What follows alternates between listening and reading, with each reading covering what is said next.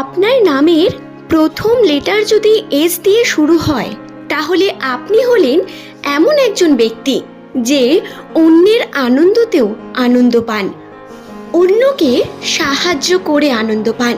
যতটা আন্ডারস্ট্যান্ডিং মনোভাব আপনার হয়ে থাকে ততটা হয়তো আপনার সব থেকে কাছের বন্ধুরও এমনটা হবে না যদি তার নাম এস দিয়ে না হয়। দর্শক বন্ধু, নামের প্রথম লেটার যাদের এস দিয়ে শুরু তাদের জীবনের কয়েকটি গুরুত্বপূর্ণ তথ্য আজকের এই ভিডিওতে আমি আপনাদের কাছে তুলে ধরব। নামের প্রথমে যদি আপনার এস থাকে অবশ্যই জেনে নিন কোন মানুষগুলো আপনার সব থেকে বড় শত্রু, যাদের দ্বারা আপনি সব থেকে বেশি প্রভাবিত হবেন, যারা সব থেকে বেশি আপনার ক্ষতি করার চেষ্টা করবে। সেই সমস্ত ব্যক্তিদের জেনে রাখা অত্যন্ত প্রয়োজন আপনাদের জীবনে, যারা সামনে তো আপনার কাছে খুব ভালো কিন্তু পিছনে আপনাকে নিয়ে বহু রকমভাবে সমালোচনা করতে চায়, বহু রকমভাবে প্রবলেম ক্রিয়েট করে বা আপনার ভালোতে তাদের ভালো কখনো হয় না। তাহলে আসুন রাশির অবস্থিত কিছু বিষয় যেগুলো অবশ্যই প্রত্যেক এস নামের মানুষদের সঙ্গে ঘটবেই, সেই বিষয়গুলো আমরা বিস্তারে জেনে নিই। ভিডিওটি সম্পূর্ণ মনোযোগ সহকারে শেষ পর্যন্ত দেখুন। ভিডিওটি দেখে যদি আপনার ভালো লাগে একটি লাইক করে চ্যানেলটিকে সাবস্ক্রাইব করে নেবেন এমনই ভিডিও পাওয়ার জন্য। নিচের কমেন্ট সেকশনে আপনার শুভ নামটি কমেন্ট করে জানাতে ভুলবেন না বন্ধু। দেখুন বন্ধু, এখানে বিষয়টি কিছুটা বোঝার আছে। আপনার শত্রু তারা হতেই পারে না যারা কখনো আপনাকে নিয়ে সমালোচনা করেনি বা এর আগে কখনো আপনার সঙ্গে তার সাক্ষাৎ হয়নি। শত্রুতা প্রধানত তারা করে যাদের আমরা সব থেকে বেশি বিশ্বাস করি, কাছের ভাবি।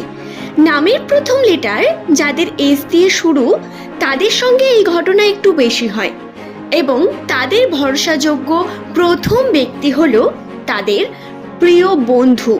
হ্যাঁ, আপনার প্রিয় বন্ধু যে সর্বদা আপনার সঙ্গ দেয়, আপনার সঙ্গে থাকে, আপনার সঙ্গে ভালো ব্যবহার করে।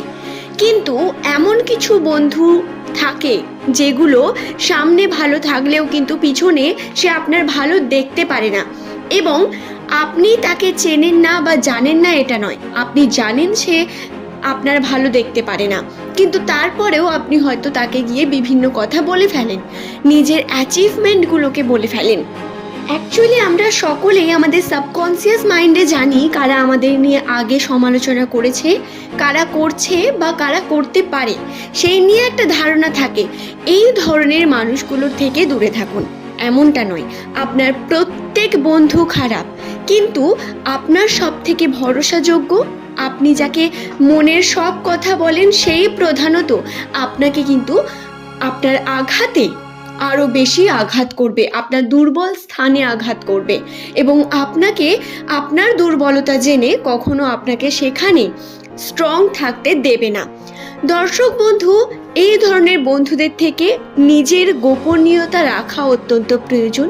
তাদের আপনি সব কথা গিয়ে বলবেন না। সে আপনার যত ভালোই বন্ধু হোক না কেন, যদি আপনি নিজের জীবনে সাকসেস করতে চাইছেন, নিজের জীবনের গুরুত্বপূর্ণ কিছু কথা আপনি এগিয়ে যেতে চাইছেন, তাদের দ্বারা এগুলো কিন্তু অবশ্যই আপনি দূরে রাখুন। চেষ্টা করুন তাদের সঙ্গে এগুলো আলোচনা না করার। এস নামের মানুষদের দ্বিতীয় শত্রু হচ্ছে তাদের প্রেম। হ্যাঁ, প্রেম সম্পর্কটার মধ্যেই অনেক রকম আবেগ জড়িয়ে থাকে এবং আবেগ আপনার অনেক বড় শত্রু। আপনি আবেগী হয়ে উঠলে যেমন কর্মক্ষেত্রে উন্নতি করতে পারবেন না, ঠিক তেমন প্রেম সম্পর্কে এটা আরও বেশি ভয়ঙ্কর হয়ে যায়। দর্শক বন্ধু, যদি প্রেম আপনার প্রথম প্রেম হয়, প্রেম যদি আপনার দ্বিতীয় প্রেম হয়, তাহলে সাবধানে থাকুন। তাদের আপনি সব কথা বলবেন না। হয়তো তাদের থেকে আপনি অনেক বেশি ভালো দেখতে পাচ্ছেন, তারা আপনার আনন্দে আনন্দিত হচ্ছে, কিন্তু সামনে হলে হয় না, সেটা ভিতর থেকে হতে হবে এবং পিছনে কি হচ্ছে সেটা বোঝার ক্ষমতা সকলের থাকে না। দর্শক বন্ধু, তাই আপনি যখন আর্থিক উন্নতি করছেন, নিজের প্রগতি করছেন, সব বিষয় না জানানোটা অত্যন্ত গুরুত্বপূর্ণ। হয়ে যাওয়ার পরে বলা এবং হওয়ার আগে সেই বিষয়টিকে আলোচনা করা অনেক বেশি পার্থক্যের। তাই বিষয়টি খেয়াল রাখবেন।